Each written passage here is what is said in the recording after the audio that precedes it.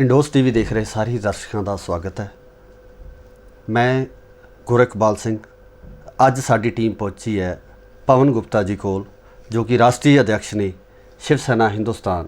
ਤੇ ਸਵਾਗਤ ਹੈ ਜੀ ਤੁਹਾਡਾ, ਬਹੁਤ ਬਹੁਤ ਸਵਾਗਤ ਹੈ ਸਾਡੇ ਚੈਨਲ ਦੇ ਉੱਪਰ। ਤੁਹਾਡੇ ਨਾਲ ਪਹਿਲਾਂ ਸ਼ੁਰੂ ਤੋਂ ਗੱਲਬਾਤ ਕਰਨੀ ਚਾਹਾਂਗਾ ਕਿ ਮੈਂ ਜੋ ਭਖ ਦਾ ਮਸਲਾ ਇਸ ਟਾਈਮ ਜੀ ਬਲਵੰਤ ਸਿੰਘ ਰਾਜੋਆਣਾ ਜੀ ਦੀ ਜੋ ਸਜ਼ਾ ਯਾਫਤਾ ਕੀਤੀ ਹੈ, ਉਸ ਦੇ ਸੰਬੰਧ ਵਿੱਚ ਤੁਸੀਂ ਕੀ ਪੱਖ ਰੱਖਣਾ ਚਾਹੋ? ਦੇਖੋ, ਸ਼ਿਵ ਸੈਨਾ ਹਿੰਦੁਸਤਾਨ ਦਾ ਮੁੱਢ ਤੋਂ ਹੀ ਇਹ ਪਹਿਲਾ ਫੈਸਲਾ ਸੀਗਾ ਕਿ ਜਿਹੜੇ ਵੀ ਆਤੰਕਵਾਦੀ ਹੈ ਜਿਨ੍ਹਾਂ ਨੇ ਦੇਸ਼ ਨੂੰ ਤੋੜਨ ਦੇ ਲਈ ਬੰਬ ਬੰਦੂਕਾਂ ਦਾ ਪ੍ਰਯੋਗ ਕੀਤਾ ਹੈ, ਔਰ ਸਾਡੀ ਕੋਰਟ ਦੀ ਜੁਡੀਸ਼ਰੀ ਨੇ ਅਗਰ ਅੰਤ ਦੇ ਵਿੱਚ ਸੁਪਰੀਮ ਕੋਰਟ ਦੇ ਵਿੱਚ ਇਹ ਫੈਸਲਾ ਦਿੱਤਾ ਹੈ ਕਿ ਫਾਂਸੀ ਹੋਣੀ ਚਾਹੀਦੀ ਹੈ, ਤਾਂ ਫਿਰ ਉਹ ਫਾਂਸੀ ਹੋਣੀ ਚਾਹੀਦੀ ਹੈ। ਉਸ ਮਾਮਲੇ ਨਾਲ ਕੋਈ ਰਾਜਨੀਤੀ ਨਹੀਂ ਹੋਣੀ ਚਾਹੀਦੀ, ਚਾਹੇ ਉਹ ਆਤੰਕਵਾਦੀ ਕਿਸੇ ਵੀ ਧਰਮ ਨਾਲ ਸੰਬੰਧਿਤ ਹੋਵੇ। ਉਹਦਾ ਧਰਮ ਨਹੀਂ ਕੰਸੀਡਰ ਕੀਤਾ ਜਾਣਾ ਚਾਹੀਦਾ, ਉਹਦੇ ਕੀਤੇ ਹੋਏ ਕੰਮਾਂ ਨੂੰ ਕੰਸੀਡਰ ਕਰਕੇ ਜਿਹੜੀ ਸਾਡੀ ਜੁਡੀਸ਼ਰੀ ਨੇ ਫੈਸਲਾ ਦਿੱਤਾ, ਸੁਪਰੀਮ ਕੋਰਟ ਨੇ ਫੈਸਲਾ ਦਿੱਤਾ, ਉਹਦੀ ਪਾਲਣਾ ਹੋਣੀ ਚਾਹੀਦੀ ਹੈ। ਇਸ ਮਾਮਲੇ 'ਚ ਵੀ ਸ਼ਿਵ ਸੈਨਾ ਹਿੰਦੁਸਤਾਨ ਦਾ ਇਹ ਕਹਿਣਾ ਹੈ ਕਿ ਬਲਵੰਤ ਸਿੰਘ ਰਾਜੋਆਣੇ ਦੀ ਸਜ਼ਾ ਨੂੰ ਰਾਜਨੀਤਿਕ ਵਿਸ਼ੇ ਨਾ ਬਣਾ ਕੇ ਕੇਵਲ ਨਿਆਂਪਾਲਿਕਾ ਦਾ ਫੈਸਲਾ ਹੀ ਸਰਵੋੱਚ ਮੰਨਿਆ ਜਾਣਾ ਚਾਹੀਦਾ। ਇਹਦੇ ਵਿੱਚ ਇੱਕ ਸਵਾਲ ਹੋਰ ਉੱਠਦਾ ਹੈ ਵੀ ਜਦੋਂ ਵੀ ਕੋਈ ਇਸ ਤਰ੍ਹਾਂ ਦੀਆਂ ਘਟਨਾਵਾਂ ਹੁੰਦੀਆਂ ਜਾਂ ਕੋਈ ਬੰਦਾ ਕਿਸੇ ਕ੍ਰਾਈਮ ਦੇ ਵਿੱਚ ਇਨਵੋਲਵਮੈਂਟ ਹੁੰਦੀ ਆ, ਉਸ ਤੋਂ ਬਾਅਦ ਉਹ ਜੇਲ੍ਹ ਦੇ ਵਿੱਚ ਜਾਂਦਾ ਹੈ। ਜੇਲ੍ਹ ਦੇ ਵਿੱਚ ਉਹ ਆਪਣੇ ਉਹਨਾਂ ਕੀਤੇ ਹੋਏ ਕਰਮਾਂ ਦਾ ਪਛਤਾਤਾਪ ਕਰਦਾ ਹੈ। ਪਛਤਾਤਾਪ ਕਰਨ ਤੋਂ ਬਾਅਦ ਜੇ ਉਹਨੂੰ ਸਰਕਾਰ ਕਿਤੇ ਰਿਹਾਈ ਦਿੰਦੀ ਹੈ ਜਾਂ ਇਸ ਤਰ੍ਹਾਂ ਦਿੰਦੀ, ਇਸ ਤੋਂ ਸ਼ਿਵ ਸੈਨਾ ਨੂੰ ਕੀ ਇਤਰਾਜ਼?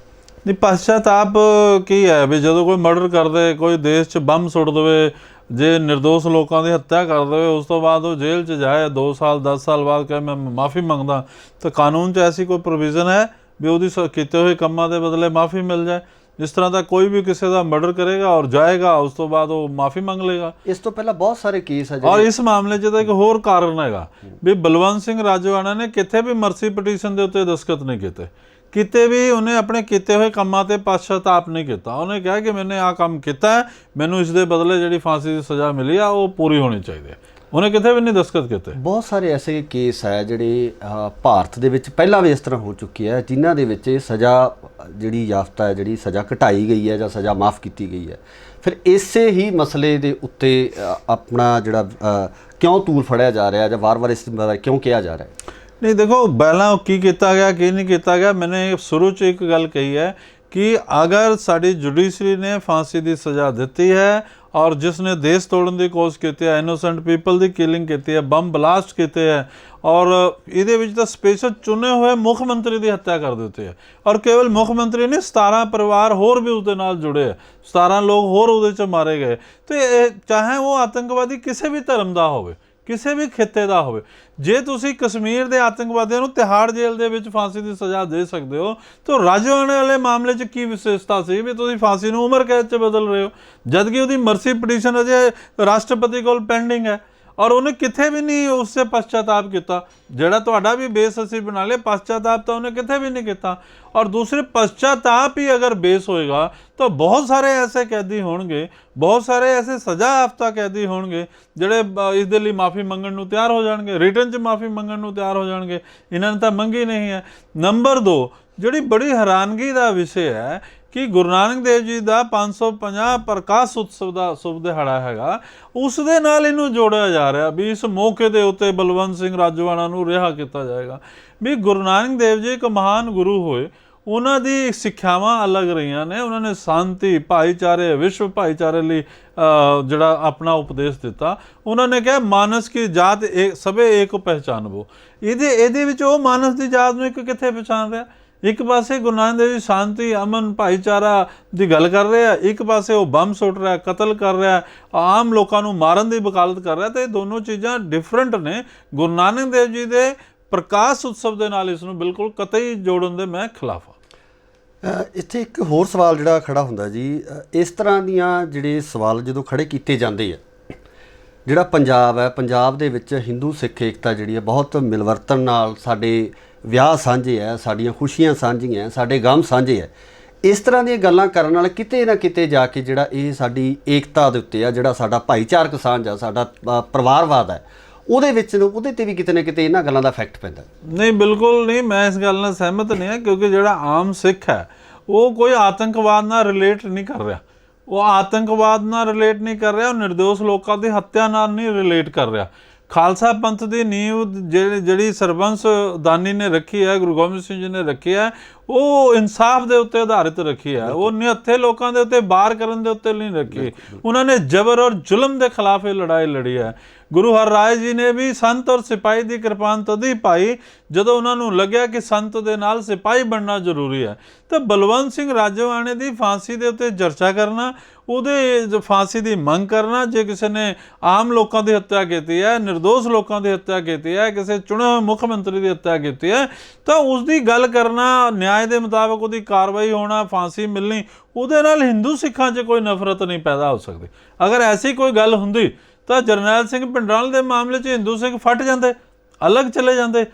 ਹਿੰਦੂ ਬਹੁ ਸੰਖਿਅਕ ਗਿਣਤੀ ਦੇ ਵਿੱਚ ਮੰਨਦਾ ਕਿ ਜਿਹੜੇ ਲੋਕ ਅੱਤਵਾਦ ਦੇ ਕਾਰਵਾਈਆਂ ਕਰਦੇ ਰਹੇ, ਜਿਨ੍ਹਾਂ ਨੇ ਗੁਰੂ ਧਾਮਾਂ 'ਚ ਬੈਠ ਕੇ ਅਪਵਿੱਤਰ ਕਾਰਵਾਈਆਂ ਕੀਤੀਆਂ, ਉਹ ਗਲਤ ਹੈ। ਤਾਂ ਇਸ ਕਰਕੇ ਇਹ ਵਿਚਾਰਧਾਰਾ ਆਪਣੀ ਆਪਣੀ ਹੈ। ਹਿੰਦੂ ਸਿੱਖ ਇਸ ਏਕਤਾ ਇਹਦੇ ਵਿਚਾਰਧਾਰਾ ਨਾਲ ਨਹੀਂ ਪ੍ਰਭਾਵਿਤ ਹੋ ਰਹੀ। ਅਗਰ ਤੁਸੀਂ ਇਸ ਨੂੰ ਜੱਜ ਕਰਨਾ ਹੈ, ਸ਼ੰਭੂ ਬੈਰੀਅਰ ਤੋਂ ਅੱਗੇ ਚਲੇ ਜਾਓ, ਅੰਬਾਲਾ ਚਲੇ ਜਾਓ, ਤੁਸੀਂ ਕਲਕੱਤਾ ਚਲੇ ਜਾਓ, ਤੁਸੀਂ ਯੂਪੀ ਚਲੇ ਜਾਓ, ਤੁਸੀਂ ਪੰਜਾਬ 'ਚ ਵੀ ਫਿਰੋ। ਆਮ ਸਿੱਖ, ਆਮ ਹਿੰਦੂ ਜਿਹੜਾ ਹੈਗਾ, ਇਹਨਾਂ ਮੁੱਦਿਆਂ ਨੂੰ ਲੈ ਕੇ ਆਪਸ 'ਚ ਕੋਈ ਜਿਹੜਾ ਬਟਵਾਰਾ ਨਹੀਂ ਹੈ ਉਹਨਾਂ ਦੇ ਵਿੱਚ। ਜੋ ਕੁਝ ਵੀ ਇਹ ਕੀਤਾ ਗਿਆ ਉਹ ਇੱਕ ਸੰਵਿਧਾਨਕ ਤੌਰ ਤੇ ਕੀਤਾ ਗਿਆ। ਇਹਦੇ ਵਿੱਚ ਸੰਵਿਧਾਨ ਦੇ ਵਿੱਚ ਜਿਹੜੀਆਂ ਪ੍ਰੋਵੀਜ਼ਨਸ ਦਿੱਤੀਆਂ ਗਈਆਂ ਸਰਕਾਰ ਵੱਲੋਂ, ਉਹਨਾਂ ਪ੍ਰੋਵੀਜ਼ਨ ਦਾ ਹੀ ਸਾਥ ਲੈ ਕੇ ਉਹਨਾਂ ਦੇ ਆਧਾਰ ਤੇ ਹੀ ਇਹ ਸਾਰਾ ਕੁਝ ਕੀਤਾ ਗਿਆ। ਫਿਰ ਇਹਦੀ ਇੰਨੀ ਵਿਰੋਧਤਾ ਕਿਉਂ? ਸੰਵਿਧਾਨਿਕ ਪ੍ਰੋਵੀਜ਼ਨਾਂ ਨੂੰ ਰਾਜਨੀਤਿਕ ਉਦੇਸ਼ ਲਈ ਵਰਤ ਲਿਆ ਜਾਂਦਾ ਹੈ, ਉਦੋਂ ਸੰਵਿਧਾਨਿਕ ਪ੍ਰੋਵੀਜ਼ਨਾਂ ਖਤਮ ਹੋ ਜਾਂਦੀਆਂ। ਮੈਂ ਪੁੱਛਣਾ ਚਾਹੁੰਦਾ ਕਿ ਜਦੋਂ ਆਪਾਂ ਲੋਅਰ ਕੋਰਟ ਤੋਂ ਲੈ ਕੇ ਸੁਪਰੀਮ ਕੋਰਟ ਤੱਕ ਗਏ, ਸੁਪਰੀਮ ਕੋਰਟ ਤੱਕ ਕਾਨੂੰਨ ਦੇ ਗਿਆਤਾ ਲੋਕ ਸੀਗੇ, ਚਾਹੇ ਉਹ ਬਲਵੰਤ ਸਿੰਘ ਰਾਜੋਆਣਾ ਦੇ ਵੱਲੋਂ ਕੋਈ ਵਕੀਲ ਸੀਗੇ, ਚਾਹੇ ਉਹ ਸਰਕਾਰ ਵੱਲੋਂ ਕੁਝ ਵਕੀਲ ਸੀਗੇ, ਦੋਨੋਂ ਵਕੀਲ ਸੰਵਿਧਾਨ ਦੀਆਂ ਸਾਰੀਆਂ ਬਰੀਕੀਆਂ ਨੂੰ ਜਾਣ ਰਹੇ ਸੀਗੇ। ਸਾਰੀਆਂ ਬਰੀਕੀਆਂ ਦੇ ਮੁਤਾਬਕ ਦਲੀਲ ਹੋਈ, ਅਪੀਲ ਹੋਈ, ਔਰ ਬੜੇ ਬੜੇ ਕਾਨੂੰਨ ਦੇ ਜਾਣਕਾਰ ਜਿਹੜੇ ਜੱਜ ਸੀਗੇ ਉਹਨਾਂ ਨੇ ਉਹਨੂੰ ਫੈਸਲਾ ਦਿੱਤਾ। ਹੁਣ ਕਿਹੜੇ ਇਹੋ ਜਿਹੇ ਕਾਨੂੰਨ ਦੇ ਜਾਣਕਾਰ ਹੋ ਗਏ ਜਿਨ੍ਹਾਂ ਨੂੰ ਯਾਦ ਆ ਗਿਆ ਕਿ ਆਹ ਜਿਹੜੀਆਂ ਲੂਪ ਹੋਲ ਰਹਿ ਗਈਆਂ ਸੀਗੀਆਂ। ਅਗਰ ਰਾਜੋਆਣੇ ਦੇ ਮਾਮਲੇ ਦੇ ਵਿੱਚ ਤੁਸੀਂ ਫਾਂਸੀ ਨੂੰ ਉਮਰ ਕੈਦ ਦੇ ਵਿੱਚ ਬਦਲਦੇ ਹੋ, ਤਾਂ ਕਿਆ ਦੇਸ਼ ਦੇ ਵਿੱਚ ਹੋਰ ਸਜ਼ਾ ਯਾਫਤਾ ਐਸੇ ਲੋਕ ਨਹੀਂ ਹੈ? ਉਹ ਮੈਰਿਡ ਜਾਂ ਡੀਮੈਰਿਡ ਉਹ ਵਿਚਾਰ ਨਹੀਂ ਹੁੰਦਾ। ਔਰ ਸਭ ਤੋਂ ਪਹਿਲਾਂ ਤੁਸੀਂ ਇਹ ਫੈਸਲੇ ਉਦੋਂ ਕਰ ਰਹੇ ਹੋ ਜਦੋਂ ਸਾਡੇ ਪੰਜਾਬ ਨੂੰ ਪਾਕਿਸਤਾਨ ਨੇ ISI ਦੇ ਮਦਦ ਦੇ ਨਾਲ ਖਾਲਿਸਤਾਨੀ ਟੈਰਰਿਸਟ ਜਿਹੜੇ ਗਰੁੱਪ ਹੈ ਉਹਨਾਂ ਨੂੰ ਰੀਆਰਗੇਨਾਈਜ਼ ਕਰਕੇ ਡਰੋਨ ਦੇ ਨਾਲ ਇੱਥੇ ਅਸਲੇ ਦੀ ਸਪਲਾਈ ਕਰ ਦਿੱਤੀ ਹੈ। ਪੰਜਾਬ ਦੇ ਜਿਹੜੇ ਨੌਜਵਾਨ ਨੇ ਉਹਨਾਂ ਨੂੰ ਬਰਗਲਾ ਕੇ ਦੁਬਾਰਾ ਤੋਂ ਖਾਲਿਸਤਾਨ ਮੂਵਮੈਂਟ ਨੂੰ ਆਰਗੇਨਾਈਜ਼ ਕੀਤਾ ਗਿਆ, ਔਰ ਜਿਹਦੇ 'ਚ ਤੁਸੀਂ ਪੂਰਾ ਪੰਜਾਬ ਰੈੱਡ ਅਲਰਟ ਕਰ ਦਿੱਤਾ। ਔਰ ਸਾਡੇ ਦੇਸ਼ ਦੇ ਪ੍ਰਧਾਨ ਮੰਤਰੀ ਵਿਸ਼ਵ ਕਾਨਫਰੰਸ 'ਚ ਜਾਂਦੇ, UK 'ਚ ਜਾਂਦੇ ਆ, ਟਰੰਪ ਕੋਲ ਜਾਂਦੇ ਆ, ਜਾਂ UNO 'ਚ ਜਾਂਦੇ ਆ, ਉੱਥੇ ਅਸੀਂ ਖੁੱਲ੍ਹਮ ਖੁੱਲ੍ਹਾ ਐਲਾਨ ਕਰ ਰਹੇ ਹਾਂ ਕਿ ਟੈਰਰਿਜ਼ਮ ਦੇ ਖਿਲਾਫ ਸਾਡੀ ਜ਼ੀਰੋ ਟੋਲਰੈਂਸ ਪਾਲਿਸੀ ਹੈ। ਅਸੀਂ ਇਸ ਤਰ੍ਹਾਂ ਦੀ ਪਾਲਿਸੀ ਚੱਲ ਰਹੀ ਹੈ। ਵਿਸ਼ਵ ਨੂੰ ਸਾਡੇ ਨਾਲ ਆਉਣਾ ਚਾਹੀਦਾ ਹੈ, ਪਾਕਿਸਤਾਨ ਨੂੰ ਸਬਕ ਸਿਖਾਇਆ ਜਾਣਾ ਚਾਹੀਦਾ। ਕਸ਼ਮੀਰ 'ਚ ਅੱਤਵਾਦ ਦੀ ਕਮਰ ਤੋੜਨ ਦੇ ਲਈ ਅਸੀਂ ਧਾਰਾ 370 ਤੋੜ ਰਹੇ ਹਾਂ ਤਾਂ ਕਿ ਪਾਕਿਸਤਾਨ ਜਿਹੜਾ ਧਾਰਾ 370 ਦਾ ਉਪਯੋਗ ਨਾ ਕਰੇ ਔਰ ਕਸ਼ਮੀਰੀ ਨੌਜਵਾਨਾਂ ਨੂੰ ਅੱਤਵਾਦ ਦੇ ਰਸਤੇ 'ਤੇ ਨਾ ਲੈ ਕੇ ਜਾਏ। ਤਾਂ ਦੂਸਰੇ ਪਾਸੇ ਪੰਜਾਬ 'ਚ ਤੁਸੀਂ ਅੱਤਵਾਦ ਦੇ ਉਹਦੇ ਜੜ ਦੇ ਵਿੱਚ ਪਾਣੀ ਪਾਉਣ ਦਾ ਕੰਮ ਕਿਉਂ ਕਰ ਰਹੇ ਹੋ, ਖਾਦ ਪਾਉਣ ਦਾ ਕੰਮ ਕਿਉਂ ਕਰ ਰਹੇ ਹੋ, ਜਦੋਂ ਹਿੰਦੂ ਸਿੱਖ ਪੂਰੀ ਤਰ੍ਹਾਂ ਤਾਲਮੇਲ ਨਾਲ ਰਹਿ ਰਹੇ ਨੇ? ਔਰ ਇੱਕ ਪਾਸੇ ਤੁਸੀਂ ਐਸੇ ਅੱਤਵਾਦੀ ਨੂੰ ਛੱਡਣ ਦੀ ਵਿਉਂਤ ਕਰ ਰਹੇ ਹੋ ਜਿਹਦੇ ਨਾਲ ਇੱਕ ਚਿਹਰਾ ਅੱਤਵਾਦ ਨੂੰ ਮਿਲੇਗਾ, ਖਾਲਿਸਤਾਨੀ ਅੱਤਵਾਦੀਆਂ ਨੂੰ ਇੱਕ ਚਿਹਰਾ ਮਿਲੇਗਾ ਜਿਹਦੇ ਆਲੇ ਦੁਆਲੇ ਉਹ ਗੇਦਰ ਹੋ ਸਕਦੇ। ਪੰਜਾਬ ਬੜੀ ਮੁਸ਼ਕਲ ਦੇ ਨਾਲ ਸ਼ਾਂਤੀ ਦੇ ਰਸਤੇ 'ਤੇ ਗਿਆ, ਅਮਨ ਭਾਈਚਾਰੇ ਦੇ ਰਸਤੇ 'ਤੇ ਗਿਆ। ਕੋਈ ਹਿੰਦੂ ਸਿੱਖਾਂ ਦਾ ਇੱਥੇ ਦੰਗਾ ਨਹੀਂ ਹੋ ਰਿਹਾ, ਕੋਈ ਫਸਾਦ ਨਹੀਂ ਹੋ ਰਿਹਾ। ਜਾਣ ਬੁੱਝ ਕੇ ਪੰਜਾਬ ਨੂੰ ਇੱਕ ਐਸੇ ਮੁੱਦੇ ਦੇ ਕੰਨੀ ਧਕੇਲ ਦਿੱਤਾ ਗਿਆ ਜਿਹਦੀ ਪੰਜਾਬ ਨੂੰ ਕਤਈ ਲੋੜ ਨਹੀਂ ਸੀ, ਕੋਈ ਜਨਤਕ ਮੰਗ ਨਹੀਂ ਆ ਰਹੀ ਸੀ। ਇਹ BJP ਦੀ ਸਰਕਾਰ ਨੇ ਆਪਣੇ ਇਤਿਹਾਸ ਦੀ ਸਭ ਤੋਂ ਬਜਰ ਗਲਤੀ ਕਰ ਲਿੱਤੀ ਹੈਗੀ, ਜਿਸ ਨੂੰ ਸੁਧਾਰਨਾ ਔਖਾ ਹੋ ਜਾਏਗਾ। ਕੱਲ ਨਾਗਾਲੈਂਡ ਵਾਲੇ ਕੁਝ ਆਤੰਕਵਾਦੀ ਪਕੜੇ ਗਏ ਹੋਣ, ਉਹਨਾਂ ਨੂੰ ਫਾਂਸੀ ਦੀ ਸਜ਼ਾ ਮਿਲੀ ਹੋਵੇ, ਉਹ ਮੰਗ ਕਰਨਗੇ ਇਹਨਾਂ ਨੂੰ ਕੋਡ ਕਰਕੇ ਵੀ ਰਾਜੋਆਣੇ ਦੀ ਸਜ਼ਾ ਅਗਰ ਫਾਂਸੀ ਦੀ ਉਮਰ ਕੈਦ 'ਚ ਬਦਲ ਸਕਦੀ ਹੈ ਤਾਂ ਸਾਡੇ ਨਾਲ ਕਿਉਂ ਵਿਤਕਰਾ ਹੋ ਰਿਹਾ? ਕਸ਼ਮੀਰੀ ਆਤੰਕਵਾਦੀਆਂ ਨੂੰ ਅਗਰ ਤੁਸੀਂ ਫਾਂਸੀ ਦੀ ਸਜ਼ਾ ਦੋਗੇ ਤਾਂ ਉਹ ਵੀ ਆਪਣਾ ਰਵੱਈਆ ਇਹੀ ਕਹਿਣਗੇ ਵੀ ਰਾਜੋਆਣੇ ਦੇ ਮਾਮਲੇ ਨੂੰ ਐਗਜ਼ਾਮਪਲ ਸੈੱਟ ਕੀਤਾ ਜਾਏਗਾ।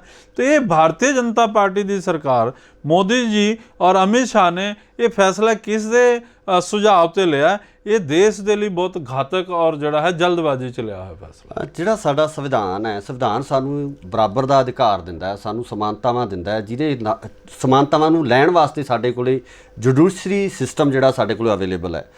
ਜਿਹੜੀ ਰਾਸ਼ਟਰੀ ਸ਼ਿਵ ਸੈਨਾ ਹਿੰਦੁਸਤਾਨ ਹੈ ਉਹ ਨਿਆਇਕ ਸਿਸਟਮ ਦੇ ਵਿੱਚ ਇਸ ਚੀਜ਼ ਦਾ ਵਿਰੋਧ ਕਿਉਂ ਨਹੀਂ ਕਰਦੀ, ਜਦੋਂ ਕਿ ਅਸੀਂ ਪਬਲਿਕ ਤੌਰ ਤੇ ਇਸ ਤਰ੍ਹਾਂ ਦੀਆਂ ਚੀਜ਼ਾਂ ਜਿਹੜੀਆਂ ਬੋਲ ਰਹੇ ਹਾਂ ਉਹਨੂੰ ਸੰਵਿਧਾਨਕ ਤੌਰ ਤੇ ਤੁਸੀਂ ਕਿਉਂ ਨਹੀਂ? ਸਾਡੀ ਜਿਹੜੀ ਜੁਡੀਸ਼ਰੀ ਵੀ ਹੈ ਉਹ ਵੀ ਪਬਲਿਕ ਓਪੀਨੀਅਨ ਨਾਲ ਹੀ ਇਫੈਕਟ ਹੁੰਦੀ ਹੈ। ਪਬਲਿਕ ਓਪੀਨੀਅਨ ਬਣਦੀ ਹੈ ਤਾਂ ਉਹਦੇ ਉੱਤੇ ਕਾਰਵਾਈ ਹੁੰਦੀ ਹੈ। ਆਪਾਂ ਐਸਟੀ ਐਕਟ 'ਚ ਦੇਖਿਆ ਪਬਲਿਕ ਓਪੀਨੀਅਨ ਆਈ ਤੇ ਉਹਨਾਂ ਨੇ ਆਪਣੇ ਅਮੈਂਡਮੈਂਟ ਸੁਧਾਰ ਕੀਤੇ ਜਾਂ ਸੰਵਿਧਾਨ ਕੋਰਟ ਦੇ ਵਿੱਚ ਇਸ ਨੂੰ ਇਹਨਾਂ ਫੈਸਲਿਆਂ ਨੂੰ ਚੈਲੰਜ ਵੀ ਕੀਤਾ ਜਾ ਕੋਰਟ ਦੇ ਵਿੱਚ ਜਾਣ ਦਾ ਜਿਹੜਾ ਪਰਿਵਾਰ ਇਫੈਕਟਡ ਸੀਗਾ, ਬੇਅੰਤ ਸਿੰਘ ਦਾ ਪਰਿਵਾਰ, ਉਹਨਾਂ ਨੇ ਐਲਾਨ ਕਰਤਾ ਹੈ ਕਿ ਅਸੀਂ ਸੁਪਰੀਮ ਕੋਰਟ 'ਚ ਜਾ ਰਹੇ ਹਾਂ। ਸਾਡਾ ਤਾਂ ਨੈਤਿਕ ਸਮਰਥਨ ਹੈ। ਅਸੀਂ ਤਾਂ ਜਿਹੜਾ ਰਾਜਨੀਤਿਕ ਫੈਸਲਾ ਉਹਦੀ ਵਿਰੋਧਤਾ ਕਰ ਰਹੇ, ਕਿਉਂਕਿ ਇਹ ਸੰਵਿਧਾਨਿਕ ਬੈਂਚ ਨੇ ਕੋਈ ਫੈਸਲਾ ਨਹੀਂ ਦਿੱਤਾ, ਕੋਰਟ ਨੇ ਕੋਈ ਕਨਵਰਟ ਨਹੀਂ ਕੀਤਾ ਹੈਗਾ, ਰਾਸ਼ਟਰਪਤੀ ਨੇ ਮਰਸੀ ਪਟੀਸ਼ਨ ਨੂੰ ਸਵੀਕਾਰ ਨਹੀਂ ਕੀਤਾ ਹੈਗਾ। ਇਹ ਤਾਂ MHA ਨੇ, यानी मिनिस्ट्री ऑफ होम ने फैसला किया है। मिनिस्ट्री ऑफ होम बहुत सारे राजनीतिक फैसले करता है, ਉਹਦੇ 'ਚ ਇਹ ਵੀ ਇੱਕ ਰਾਜਨੀਤਿਕ ਫੈਸਲਾ ਹੈ। ਸਰਕਾਰ ਦੇ ਬਹੁਤ ਸਾਰੇ ਫੈਸਲੇ ਆ ਜਿਨ੍ਹਾਂ ਤੋਂ ਸਾਨੂੰ ਲੱਗਦਾ ਹੈ ਵੀ ਜੇ ਤੁਹਾਨੂੰ ਕਿਤੇ ਤੁਸੀਂ ਇਹ ਸਮਝਦੇ ਹੋ ਵੀ ਇਸ ਦਾ ਸਮਾਜ ਦੇ ਉੱਤੇ ਬੁਰਾ ਅਸਰ ਪਏਗਾ ਜਾਂ ਪੰਜਾਬ ਦੇ ਹਾਲਾਤਾਂ ਦੇ ਉੱਤੇ ਬੁਰਾ ਅਸਰ ਪਵੇਗਾ, ਆਉਣ ਵਾਲੇ ਸਮੇਂ 'ਚ ਪੰਜਾਬ ਦੇ ਹਾਲਾਤ ਵਿਗੜ ਸਕਦੇ ਆ, ਤਾਂ ਇਸੇ ਆਧਾਰ ਦੇ ਉੱਤੇ ਹੀ ਤੁਸੀਂ ਕੋਰਟ ਦੇ ਵਿੱਚ ਜਾ ਕੇ ਨਾ ਫੈਸਲੇ ਨੂੰ ਚੈਲੰਜ ਬਿਲਕੁਲ ਸ਼ਿਵ ਸੈਨਾ ਹਿੰਦੁਸਤਾਨ ਨੇ ਆਪਣਾ ਇੱਕ ਫੈਸਲਾ ਕੀਤਾ ਕਿ ਸਭ ਤੋਂ ਪਹਿਲਾਂ ਅਸੀਂ ਪੰਜਾਬ ਦੇ ਸਾਰੇ DCs ਨੂੰ ਜ਼ਿਲ੍ਹੇ ਦੇ ਹੈੱਡਕੁਆਟਰ ਤੇ ਇੱਕ ਗਿਆਪਨ ਦਾਂਗੇ, ਜਿਹਦੇ 'ਚ ਅਸੀਂ ਮੰਗ ਕਰਨ ਜਾ ਰਹੇ ਹਾਂ ਕਿ ਪ੍ਰਧਾਨ ਮੰਤਰੀ ਔਰ ਗ੍ਰਹਿ ਮੰਤਰੀ ਨੂੰ ਆਪਣੇ ਫੈਸਲੇ ਤੇ ਮੁੜ ਵਿਚਾਰ ਕਰਨਾ ਚਾਹੀਦਾ ਹੈ।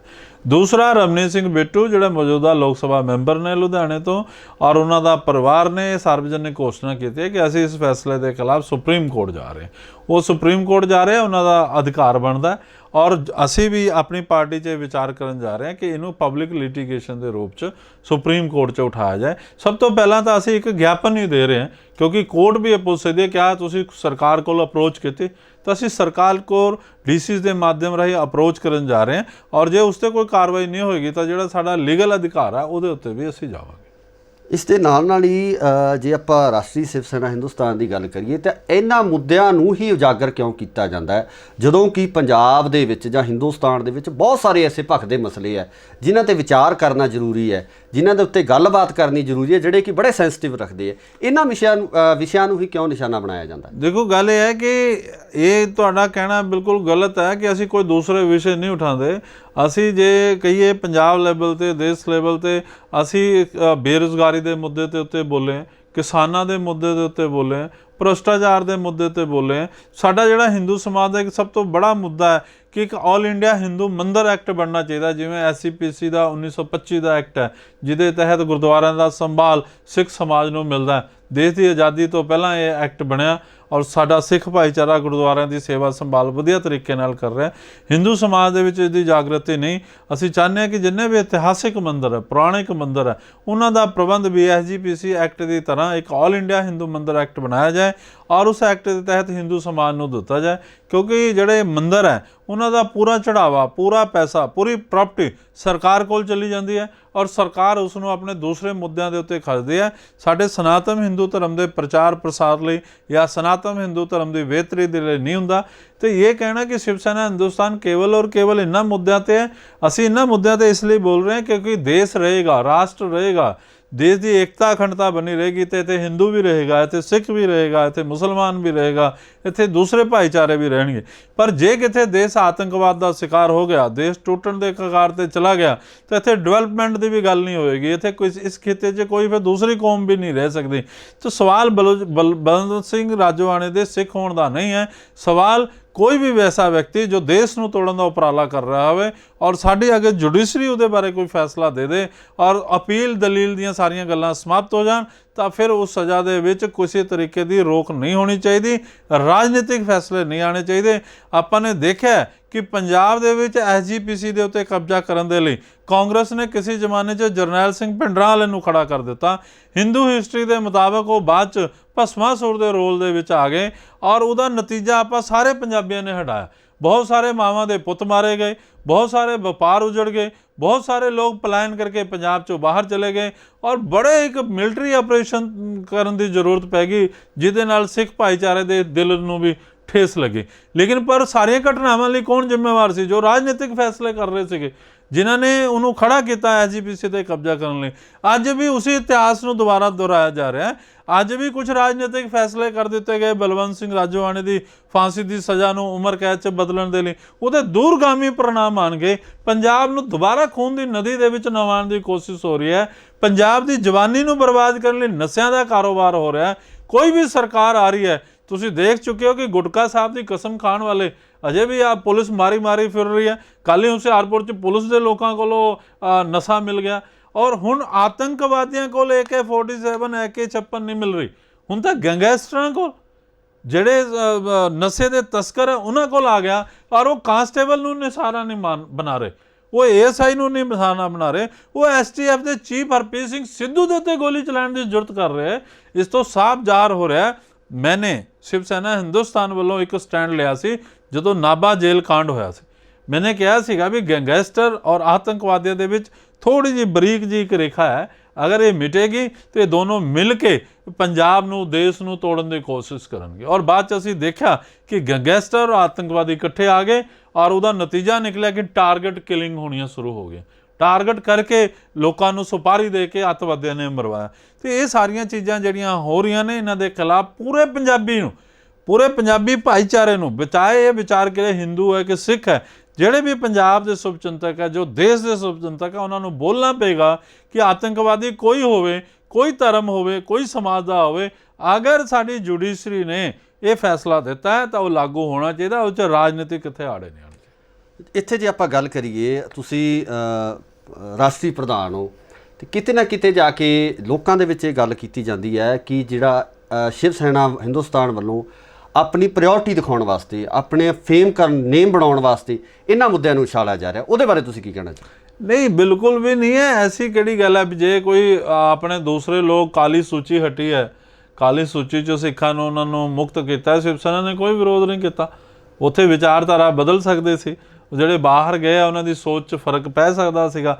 ਅਸੀਂ ਸ਼ਿਵ ਸੈਨਾ ਹਿੰਦੁਸਤਾਨ ਨੇ ਕਾਲੀ ਸੂਚੀ ਸਮਾਪਤੀ 'ਤੇ ਕੋਈ ਵਿਰੋਧ ਨਹੀਂ ਕੀਤਾ। ਸਾਡਾ ਕੋਈ ਐਸਾ ਐਕਟ ਨਹੀਂ ਹੈ ਜਿਹੜਾ ਸਿੱਖ ਭਾਈਚਾਰੇ ਦੇ ਖਿਲਾਫ ਹੋਵੇ। ਮੇਰਾ ਮੰਨਣਾ ਹੈ ਕਿ ਗੁਰੂ ਨਾਨਕ ਦੇਵ ਜੀ ਤੋਂ ਲੈ ਕੇ ਗੁਰੂ ਗੋਬਿੰਦ ਸਿੰਘ ਤੱਕ ਦੇ ਜਿਹੜੇ ਸਿੱਖ ਹੈ ਉਹਨਾਂ ਨਾਲ ਸਾਡੀ ਕੋਈ ਲੜਾਈ ਨਹੀਂ। ਪਰ ਜੇ ਕੋਈ ਜਰਨੈਲ ਸਿੰਘ ਭਿੰਡਰਾਂ ਵਾਲੇ ਦੀ ਵਿਚਾਰਧਾਰਾ ਤੋਂ ਪ੍ਰਭਾਵਿਤ ਹੈ, ਜੋ ਖਾਲਿਸਤਾਨੀ ਆਤੰਕਵਾਦੀ ਦੀ ਵਿਚਾਰਧਾਰਾ ਤੋਂ ਪ੍ਰਭਾਵਿਤ ਹੈ, 2020 ਵਾਲੇ ਵਿਚਾਰਧਾਰਾ ਨਾਲ ਪ੍ਰਭਾਵਿਤ ਹੈ, ਤਾਂ ਉਹਦੇ ਨਾਲ ਸਾਡਾ ਕੋਈ ਰਿਸ਼ਤਾ ਨਹੀਂ ਹੈਗਾ, ਸਾਡੀ ਉਹਦੇ ਨਾਲ ਕੋਈ ਸਾਂਝ ਨਹੀਂ ਹੈਗੀ। ਅਸੀਂ ਗੁਰੂ ਗੋਬਿੰਦ ਸਿੰਘ ਜੀ ਦੇ ਸਿੱਖਾਂ ਦੇ ਪ੍ਰਤੀ ਬਹੁਤ ਆਦਰ ਰੱਖਦੇ ਹਾਂ, ਬਹੁਤ ਸਨਮਾਨ ਰੱਖਦੇ ਹਾਂ। ਪਰ ਜੇ ਕੋਈ ਆਪਣੀ ਵਿਚਾਰਧਾਰਾ ਬਦਲ ਲੈਂਦਾ ਔਰ ਉਹ ਦੇਸ਼ ਦੇ ਖਿਲਾਫ ਜਾ ਰਿਹਾ ਤਾਂ ਉਹ ਚਾਹੇ ਰਾਮ ਸਿੰਘ ਹੋਵੇ, ਰਾਮ ਕੁਮਾਰ ਹੋਵੇ, ਰਾਮ ਮੁਹੰਮਦ ਹੋਵੇ, ਅਸੀਂ ਤਾਂ ਉਹਦੇ ਖਿਲਾਫ ਹੈ। ਸਾਡੀ ਪ੍ਰਾਇੋਰਟੀ ਜਿਹੜੀ ਹੈ ਦੇਸ਼ ਹੈ, ਦੇਸ਼ ਦੀ ਏਕਤਾ ਅਖੰਡਤਾ ਹੈ। ਔਰ ਉਹਦੇ ਲਈ ਕੇਵਲ ਹਿੰਦੂ ਹੀ ਨਹੀਂ ਲੜ ਰਹੇ, ਸਿੱਖ ਭਾਈਚਾਰੇ 'ਚ ਵੀ ਲੋਕਾਂ ਨੇ ਅੱਤਵਾਦ ਦੇ ਖਿਲਾਫ ਬਹੁਤ ਕੁਰਬਾਨੀਆਂ ਦਿੱਤੀਆਂ। ਸਿੱਖਾਂ ਨੇ ਵੀ ਅੱਤਵਾਦੀਆਂ ਦੇ ਗੋਲੀਆਂ ਨੂੰ ਝੱਲਿਆ, ਸਿੱਖਾਂ ਨੇ ਵੀ ਆਪਣੀ ਕਲਮ ਨਾਲ ਖਾਲਿਸਤਾਨ ਆਤੰਕਵਾਦ ਦਾ ਵਿਰੋਧ ਕੀਤਾ। ਬਹੁਤ ਸਾਰੇ ਪ੍ਰਚਾਰਕਾਂ ਨੇ ਲੜਾਈ ਲੜੀ ਹੈ, ਔਰ ਬਹੁਤ ਸਾਰੇ ਪ੍ਰਚਾਰਕਾਂ ਨੇ ਭਿੰਡਰਾਂ ਵਾਲੇ ਦੇ ਨਿਸ਼ਾਨੇ 'ਤੇ ਆ ਕੇ ਗੋਲੀਆਂ ਵੀ ਖਾਧੀਆਂ। ਤੇ ਇਸ ਕਰਕੇ ਸਾਰਾ ਦੇਸ਼ ਦਾ ਰਾਸ਼ਟਰਵਾਦ ਦਾ ਠੇਕਾ ਅਸੀਂ ਲਿਆ, ਐਸਾ ਕੁਛ ਨਹੀਂ ਹੈ। ਸਿੱਖ ਭਾਈਚਾਰੇ ਵੀ ਬੋਲੇ ਹੈ ਔਰ ਅਸੀਂ ਉਹਨਾਂ ਦੇ ਨਾਲ ਸਟੈਂਡ ਕਰਦੇ ਹਾਂ। ਔਰ ਬਲਵੰਤ ਸਿੰਘ ਰਾਜੋਆਣੇ ਦੇ ਖਿਲਾਫ ਬੋਲਣਾ ਜਾਂ ਜਰਨੈਲ ਸਿੰਘ ਭਿੰਡਰਾਂ ਵਾਲੇ ਦੇ ਖਿਲਾਫ ਬੋਲਣਾ ਇਹ ਕਤਈ ਨਹੀਂ ਹੈ ਕਿ ਸਿੱਖ ਕੌਮ ਦੇ ਖਿਲਾਫ ਬੋਲਿਆ ਜਾ ਰਿਹਾ। ਇਹ ਇੱਕ ਵਿਚਾਰਧਾਰਾ ਦੇ ਖਿਲਾਫ ਲੜਾਈ ਲੜੀ ਜਾ ਰਹੀ ਹੈ। ਸਿੱਖ ਭਾਈਚਾਰੇ ਦੇ ਖਿਲਾਫ ਨਾ ਸ਼ਿਵ ਸੈਨਾ ਹਿੰਦੁਸਤਾਨ ਦੀ ਸੋਚ ਸੀ, ਨਾ ਹੈ, ਨਾ ਹੋ ਸਕਦੀ ਹੈ। ਅਸੀਂ ਉਸ ਗੁਰੂ ਗ੍ਰੰਥ ਸਾਹਿਬ ਨੂੰ ਮੰਨਣ ਵਾਲੇ ਸਿੱਖ ਦੇ ਖਿਲਾਫ ਕਿਵੇਂ ਜਾ ਸਕਦੇ ਹਾਂ ਜਿਸ 'ਚ ਰਾਮ ਭਗਵਾਨ ਦੀ ਕਥਾ ਹੋਵੇ, ਜਿਸ 'ਚ ਭਗਵਾਨ ਕ੍ਰਿਸ਼ਨ ਦੀ ਕਥਾ ਹੋਵੇ, ਜਿਸ 'ਚ ਇੰਨੇ ਬੜੇ ਸਾਧੂ ਸੰਤ ਭਗਤਾਂ ਦੀ ਕਥਾ ਹੋਵੇ। ਉਸ ਗੁਰੂ ਗ੍ਰੰਥ ਸਾਹਿਬ ਨੂੰ ਮੰਨਣ ਵਾਲੇ ਸਿੱਖ ਦੇ ਖਿਲਾਫ ਕੋਈ ਹਿੰਦੂ ਨਹੀਂ ਜਾ ਸਕਦਾ। ਤੁਸੀਂ ਰੈਫਰੈਂਡਮ 2020 ਦੀ ਗੱਲ ਕੀਤੀ ਹੈ, ਇਹ ਇੱਕ ਕਾਨੂੰਨੀ ਪ੍ਰਕਿਰਿਆ ਜਿਹੜੀ ਬਣਾਈ ਜਾ ਰਹੀ ਹੈ ਕੁਛ ਬਾਹਰ ਬੈਠੇ ਜਿਹੜੇ ਸਿੱਖਾਂ ਵੱਲੋਂ, ਇਹਦੇ ਬਾਰੇ ਤੁਹਾਡੇ ਕੀ ਵਿਚਾਰ? ਦੇਖੋ, ਕੀ ਕਾਨੂੰਨੀ ਪ੍ਰਕਿਰਿਆ ਮੈਂ ਨਹੀਂ ਸਮਝ ਸਕਦਾ। ਰੈਫਰੈਂਡਮ ਤਾਂ ਸਾਡੇ ਦੇਸ਼ 'ਚ ਹਰ 2 ਮਹੀਨੇ ਬਾਅਦ, 3 ਮਹੀਨੇ ਬਾਅਦ ਹੋ ਰਿਹਾ ਹੈ। MC ਦੀਆਂ ਚੋਣਾਂ ਹੋ ਰਹੀਆਂ, MP ਦੀਆਂ ਚੋਣਾਂ ਹੋ ਰਹੀਆਂ, MLA ਦੀਆਂ ਚੋਣਾਂ ਹੋ ਰਹੀਆਂ। ਕੋਈ ਤੁਸੀਂ ਆਪਣੀ ਵਿਚਾਰਧਾਰਾ ਲੈ ਕੇ ਚੋਣ 'ਚ ਖੜੇ ਹੋ ਜਾਓ ਤੇ ਚੋਣ 'ਚ ਤੁਹਾਨੂੰ ਫਤਵਾ ਮਿਲ ਜਾਏਗਾ। ਅਕਾਲੀ ਦਲ ਮਾਨ ਨੂੰ ਇੱਕ ਵਾਰੀ 7-8 ਸੀਟਾਂ ਮਿਲ ਗਈਆਂ ਲੋਕ ਸਭਾ ਦੀਆਂ, ਉਸ ਤੋਂ ਬਾਅਦ ਫਿਰ ਵਾਪਸੀ ਹੋਈ ਨਹੀਂ ਉਹਨਾਂ ਦੀ। ਤਾਂ ਉਹਦੇ 'ਚ ਇਹ ਤਾਂ ਕੋਈ ਪ੍ਰਤੀਬੰਧ ਹੈ ਨਹੀਂ ਵੀ ਸਿੱਖ ਭਾਈਚਾਰਾ ਵੋਟ ਨਹੀਂ ਪਾ ਰਿਹਾ ਹੈਗਾ। ਸਿੱਖ ਭਾਈਚਾਰਾ ਵੋਟ ਪਾ ਰਿਹਾ। ਸਿੱਖ ਭਾਈਚਾਰਾ SGPC ਦੇ ਮੈਂਬਰ ਵੀ ਚੁਣ ਰਿਹਾ।